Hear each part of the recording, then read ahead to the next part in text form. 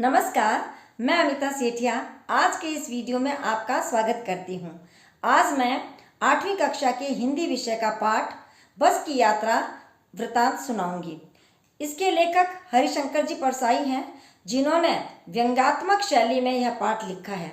व्यंग्य का अर्थ होता है कटाक्षपूर्ण बात कहना, यानी किसी की कमजोरी या मूर्खता को कटाक्षपूर्ण, आलोचना से भरी हुई या हास्यपूर्ण रूप से कहना, उसको हम व्यंग्य कहते हैं।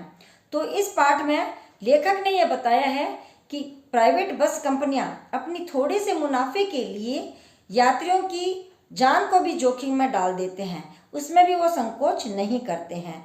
तो आइए चलिए करते हैं बस की यात्रा। व्यंग्यात्मक शैली का एक छोटा सा उदाहरण बताती हूँ कि जैसे हम कहते हैं कि आजकल के राजनेताओं के वायदे चुनाव के बाद में गायब हो जाते हैं, यानी वायदे गायब नहीं होते हैं। कहने का अर्थ यह होता है कि वायदे नहीं निभाए जाते हैं। अक्सर नेता अपने वायदे नहीं निभाते हैं। तो इस बात को आलोचनात्मक पूर्ण और कटाक्षपूर्ण रूप से कहा गया है। बस की यात्रा करवा रहे हैं हरिशंकर जी परसाई। लेखक कहते हैं कि हम 5 मित्रों ने तय किया कि शाम 4 बजे की बस से चलें। पन्ना से इस कंपनी की बस सतना के लिए घंटे भर बाद मिलती है, जो जबलपुर की ट्रेन मिला देती है। यानी लेखक को जबलपुर की ट्रेन जाना था। सुबह घर पहुंच जाएंगे। हम में से कोई 2 को सुबह काम पर हाजिर होना था, इसलिए वापसी का यही रास्ता अपनाना जरूरी था। लोगों ने सलाह दी कि समझदार आदमी शाम वाली बस में सफ़र नहीं करते। क्या रास्ते में डाकू मिलते हैं? नहीं, बस डाकिन है, यानी बस टूटी फूटी है, खटारा है। बस को देखा तो श्रद्धा उमड़ पड़ी।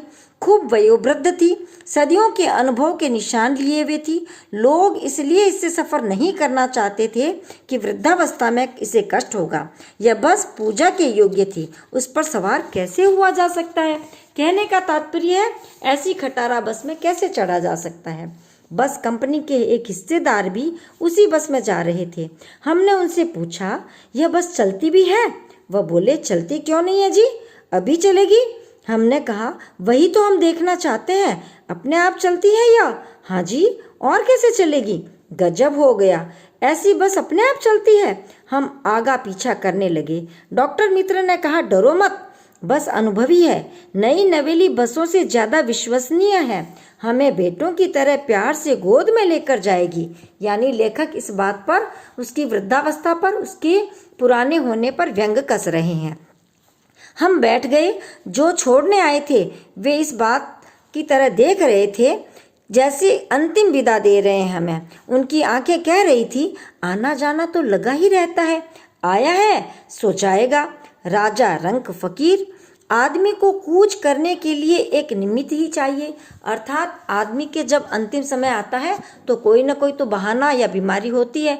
ठीक इसी प्रकार इस बस का भी कोई दुर्घटना हो सकती है। इंजन सचमुच स्टार्ट हो गया, ऐसा जैसे सारी बस ही इंजन है और हम इंजन के भीतर बैठे हैं। कांच बहुत कम बचे थे, जो बचे थे उनसे हमें बचना था। हम फौरन खिड़की से दूर सरक गए। इंजन चल रहा था, हमें लग रहा था कि हमारी सीट के नीचे इंजन है। बस सचमुच चल पड़ी और हमें लगा कि ये गांधी जी के असहयोग और सविनय अवज्ञा आंदोलन के वक्त अवश्य जवान रही होगी। उसे ट्रेनिंग मिल चुकी थी। हर हिस्सा दूसरे से असहयोग कर रहा था। पूरी बस सविनय अवज्ञा आंदोलन के दौर से गुजर रही थी। सीट का बॉडी से असहयोग चल रहा था। कभी लगता था सीट बॉडी को छोड़कर आगे निकल गई है, तो कभी लगता था कि सीट को छोड़कर बॉडी आगे भागे जा रही है। 8-10 मील चलने पर सारे भेदभाव मिट गए। यह समझ नहीं आता था कि सीट पर हम बैठे हैं या सीट हम पर बैठी है। कहने का तात्पर्य यह है, जैसे 1930 में गांधी जी ने असहयोग आंदोलन चलाया था अंग्रेजों के विरुद्ध, वैसे ही इस बस के हर एक पुर्जे एक दूसरे का असहयोग कर रहे थे। एकाएक बस रुक गई। मालूम हुआ कि पेट्रोल की टंकी में छेद हो गया है। ड्राइवर ने बाल्टी में पेट्रोल निकालकर उसे बगल में रखा और नली डालकर इंजन में भेजने लगा। अब मैं उम्मीद कर रहा था कि थोड़ी देर बाद बस कंपनी के हिस्सेदार इंजन को निकालकर गोद में रख लेंगे और उसे नली से पेट्रोल पिलाएंगे। जैसे माँ बच्चे के मुंह में दूध की शीशी लगाती है। यह भी लेखक ने इस पर व्यंग किया है। बस की रफ्तार अब 15-20 मील हो गई। मुझे उसके किसी हिस्से पर भरोसा नहीं था। ब्रेक फेल हो सकता था, स्टीयरिंग टूट सकती थी। प्रकृति के दृश्य बहुत लुभावने थे। दोनों तरफ हरे भरे पेड़ थे जिन पर पक्षी बैठे थे। मैं हर पेड़ को अपना दुश्मन समझ रहा था। जो भी पेड़ आता डर लगता कि इससे बस टकराएगी। वह निकल जाता तो दूसरे पेड़ का इंतजार करता। झील दिखती तो सोचता कि इसमें बस गोता लगा जाएगी।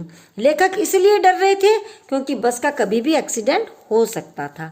एकाएक फिर बस रुकी। ड्राइवर ने तरह तरह की तरकीबें की पर वह नहीं चली। सभी ने अवज्ञा आंदोलन शुरू हो गया था। कंपनी के हिस्सेदार कह रहे थे, बस तो फर्स्ट क्लास है जी, यह तो इत्तेफाक की बात है। क्षीण चांदनी में वृक्षों की छाया के नीचे वह बस बड़ी दयनीय लग रही थी।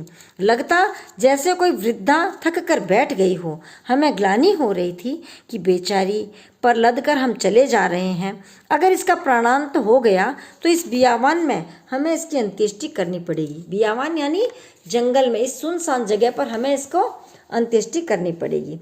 हिस्सेदार साहब ने इंजन खोला और कुछ सुधारा। बस आगे चली। उसकी चाल और कम हो गई थी। धीरे धीरे वृद्धा की आंखों की ज्योति जाने लगी। चांदनी में रास्ता टटोलकर वह रेंग रही थी। आगे या पीछे से कोई गाड़ी आती दिखती तो वो एकदम किनारे खड़ी हो जाती और कहती, निकल जाओ बेटी, अपनी तो वह उम्र ही नहीं रही है। कहने का तात्पर्य बस की लाइट भी खराब हो गई थी। एक पुलिया के ऊपर पहुंचे ही थे कि एक टायर फिस करके बैठ गया। वह बहुत जोर से हिलकर थम गई। अगर स्पीड में होती तो उछलकर नाले में गिर जाती। मैंने उस कंपनी के हिस्सेदार की तरफ पहली बार श्रद्धा भाव से देखा। वह टायरों की हालत जानते हैं, फिर भी जान हथेली पर लेकर इसी बस से सफर कर रहे हैं। उत्सर्ग की ऐसी भावना दुर्लभ है। सोचा, इस आदमी के साहस और बलिदान भावना का यही उपयोग नहीं हो रहा है। इसे तो किसी क्रांतिकारी आंदोलन का नेता होना चाहिए था। अगर बस नाले में गिर पड़ती तो हम सब मर जाते और देवता बाहें पसारे उसका इंतजार करते। कहते, वह महान आदमी आ रहा है जिसने एक टायर के लिए प्राण दे दिए। मर गया पर टायर नहीं बदला। कहने का मतलब, बस कंपनी वाले ने इतनी जोखिम डाली लोगों की, फिर भी अपनी बस का कोई सुधार नहीं किया। दूसरा घिसा टायर लगाकर बस फिर चल पड़ी। अब हमने वक्त पर पन्ना पहुंचने की उम्मीद छोड़ दी। पन्ना एक जगह का नाम है जहां उन्हें जाना था जबलपुर की ट्रेन के लिए, तो उन्होंने उम्मीद छोड़ दी। पन्ना कभी भी पहुंचने की उम्मीद छोड़ दी थी। पन्ना क्या, कहीं भी कभी भी पहुंचने की उम्मीद छोड़ दी थी। लगता था जिंदगी इसी बस में गुजारनी है और इससे सीधे उस लोक को प्रयाण कर जाना है, यानी दुर्घटना होगी और हम सब चले जाएंगे, मर जाएंगे। इस पृथ्वी पर उसकी कोई मंजिल नहीं है। हमारी बेताबी, तनाव खत्म हो गए। हम बड़े इत्मीनान से घर की तरह बैठ गए। चिंता जाती रही और हंसी मजाक चालू हो गया, क्योंकि उन्हें संतुष्टि हो गई थी। ये समझ गए थे, उन्होंने अपने आप को समझा लिया था कि ये बस नहीं पहुंचेगी। बच्चों, इस पाठ से हमें शिक्षा मिलती है कि हमें सामाजिक रूप से सतर्क हो जाना चाहिए और हमें जागरूक रहना चाहिए। जहाँ कहीं भी कुछ गलत हो रहा है तो उसकी ओर आवाज़ उठानी चाहिए, या लापरवाही, लोभ में कोई ऐसा कार्य नहीं होने देना चाहिए या नहीं करना चाहिए जिससे कि जनमानस को नुकसान पहुँचता हो। धन्यवाद।